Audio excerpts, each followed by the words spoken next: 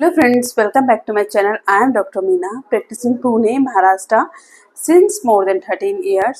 तो आज की वीडियो के टॉपिक में हम बात करेंगे कि डेंटल केरीज यानी कि जो दांतों में कीड़ा लग जाता है उसका क्या सॉल्यूशन है। तो सारी बातें इस वीडियो में बताने वाली हूँ, तो वीडियो का लास्ट तक जरूर देखिए। एंड वीडियो अगर अच्छी लगेगी तो इसको लाइक, शेयर एंड सब्सक्राइब भी करिए and hit the bell icon ताकि मेरी आने वाली हर लेटेस्ट वीडियो का अपडेट आपको मिलता रहे।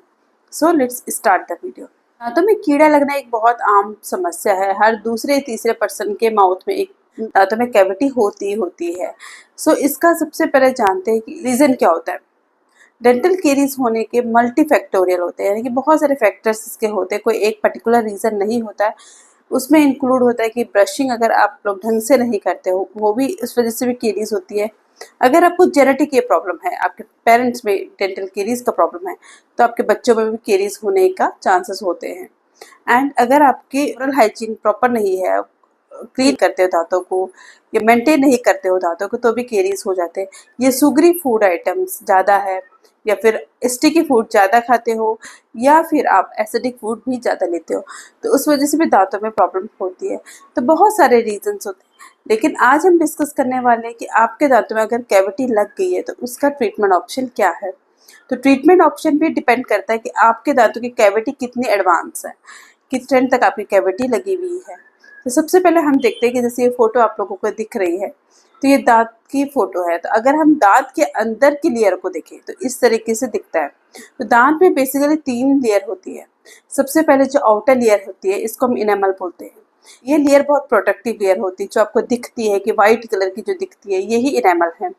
तो इस लेयर में अगर कभी भी कोई डैमेज हो जाए, कोई कैविटी लग जाए, ब्लैक स्पॉट आ जाए, जैसे ये फोटो आपको दिख रहा है, तो उस टाइम पे पेशेंट को कोई सिम्टम्स नहीं होते, सिर्फ हल्का सा उसको दिखता है कि ब्लैक लग गया है, या फिर माइल्ड सेंसिटिविटी हो सकती है। कभी कभार कुछ पानी पी रहे हो या ठंडा पानी पी रहे हो, गर्म चाय पी रहे हो, कुछ भी, तो उस टाइम पे हल्का सेंसिटिविटी हो सकता है। तो अगर इस टाइप की जो कैविटी है, तो उसका ट्रीटमेंट ऑप्शन होता है सिंपल फिलिंग। आपको कुछ नहीं करना है, आप किसी डेंटिस्ट के पास विजिट करके उसको फिलिंग करा देना है। और इसको इसी स्टेज में रोकना बहुत ज़्यादा ज़रूरी है, क्योंकि कुछ पेशेंट सोचते हैं कि अभी हमको कोई सिम्टम्स नहीं है, कोई प्रॉब्लम नहीं है, तो हम इस क्यों कराए फिलिंग, नहीं करानी है हमको फिलिंग। तो उस टाइम पे ये जो कैविटी है, ये जो सड़न है दांतों में लगी, ये बढ़ेगा ही बढ़ेगा, ये यहीं पे स्टॉप नहीं होता है। तो फिर वो नेक्स्ट हमारी जो अंदर की लेयर है, जैसे आप फोटो में देख रहे हो, इनसाइड की जो लेयर है वहां पे पहुंच जाती है। इस लेयर को हम डेंटिन बोलते हैं। तो डेंटिन जो होती है हमारी सेंसिटिव होती है, इसमें डेंटाइनल ट्यूब्यूल्स होती है, ये मेडिकल टर्म है, बट आप अगर समझो तो डेंटिन बहुत सेंसिटिव होती है। तो जब अगर कोई कैविटी आपके दांतों के अंदर की लेयर तक पहुंच जाता है, ये कोई सड़न आपके दांतों में अंदर की लेयर तक पहुंच गई, डेंटिन तक पहुंच गई, तो पेशेंट को क्या महसूस होता है कि उसको ठंडा गर्म बहुत ज़्यादा लगता है, कि आप कुछ भी खा रहे हो आपको ठंडा गर्म लग रहा है। यानी कभी कभी तो पेशेंट को ऐसा भी होता है कि जब वो कुछ ठंडी जगह में चले गए, लंबी सांस ले रहे, तो उस टाइम पे भी उनको सेंसिटिविटी महसूस होने लग जाती है। या फिर क्योंकि कैविटी का होल जो है बढ़ गया है, तो वहाँ पे आपका खाना भी फंस सकता है, एंड उस टाइम पे पेशेंट को थोड़ा अनकंफर्टेबल लगता है कि मेरे दांतों में कुछ फंस गया है, तो वो भी एक प्रॉब्लम होती है।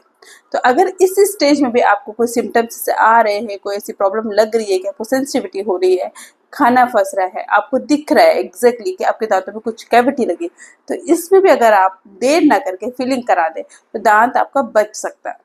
यहाँ पे आराम से दांत का बच जाएगा, कोई प्रॉब्लम नहीं होती है, आराम से फिलिंग हो जाती है। लेकिन कुछ पेशेंट इसको भी अवॉइड कर लेते हैं, इसको भी इग्नोर कर लेते हैं एंड वो नेक्स्ट स्टेज पे पहुंचते हैं। तो नेक्स्ट स्टेज क्या है, जो हमारी इनर मोस्ट लेयर है, जिसको हम नर्व वेसल्स बोलते हैं, वहां पे अगर कैविटी पहुंच गई तो उस जगह में कैविटी पहुंच के पेन करती है। और वो पेन बहुतों को अगर हुआ है तो पता होगा कितना हॉरेबल पेन होता है, बहुत ही ज़्यादा दांत का हॉरेबल पेन होता है। यानी कि जो मोस्टली पेन होता है रात को स्टार्ट होता है, सर तक जाता है, कान तक जाता है, रिफर्ड पेन होता है, इसको रिफर्ड पेन बोलते हैं, क्योंकि रिफर्ड होता है, यहाँ से सर तक जाएगा, कान तक जाएगा, एंड आपको लिटरली सोने नहीं देगा, इस टाइप का पेन होता है। तो ये पेन अगर ऐसा होता है तो इसका जो ट्रीटमेंट ऑप्शन होता है वो होता है, एक होता है रूट कैनाल ट्रीटमेंट। तो रूट कैनाल ट्रीटमेंट में ये एक्सटेंसिव ट्रीटमेंट होता है। इसमें आपको मल्टीपल बार भी बुला सकते हैं, सिंगल विजिट में भी पॉसिबल होता है। वो देखना पड़ता है इन्फेक्शन कितना ज़्यादा है। लेकिन फिर भी हमारे पास बहुत ऐसे पेशेंट्स होते हैं जो कहते हैं कि मैम सिर्फ अभी दवाई दे दो, दर्द की गोली दे दो, या इन्फेक्शन को कम करने की दवाई दे दो, रूट कैनाल ट्रीटमेंट नहीं करवाते। तो जब वो मेडिसिन ले लेते हैं उनका पेन कम हो जाता है। हो सकता है उनका पेन 1 या 2 महीने तक उनको कोई प्रॉब्लम ना हो, लेकिन फिर अचानक से कभी भी किसी भी स्टेज में उनको प्रॉब्लम हो सकती है। एंड जब पेन होता है तो वो भी इसी तरीके से रिफर्ड पेन होता है, मेडिसिन से भी कंट्रोल नहीं होता। तो उस टाइम जब हमारे पास पेशेंट आता है तो हम 2 चीज़ देखते हैं। सबसे पहले हम एक्सरे लेते हैं। एक्सरे के बाद हमको कन्फर्म हो जाता है कि दांत में रूट कैनाल पॉसिबल है कि नहीं है, क्योंकि अभी इन्फेक्शन बढ़ गया है तो हो सकता है कि इस दांत को रिमूव करना पड़ेगा। अगर ज़्यादा इन्फेक्शन हो जाता है तो दांत को रिमूवल ही ऑप्शन होता है। ये हमें एक्सरे से कंफर्म होता है। तो आप लोगों से मैं यही कहना चाहती हूँ कि अगर आपके दांतों में छोटी सी भी कोई कैविटी लगती है तो उसको वहीं पे फिल करा दीजिए, इसको इग्नोर मत करिए, क्योंकि वही दांत आपके दांत रिमूवल तक पहुँच जाएगा। And removal is not a good option. सबसे लास्ट में हम लोग रिमूव करते हैं जब दांत नहीं बच सकता है।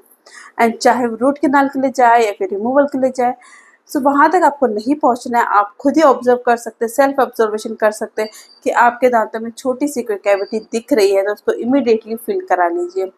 सो आई होप आपको समझ में आ गया होगा कि दांतों में कैविटी जो होती है अगर उसको फिलिंग ना कराए तो क्या होता है एंड किस स्टेज में आपको फिल कराना चाहिए। So if you still have any doubt you can write in the comment box. So thank you so much for watching my video.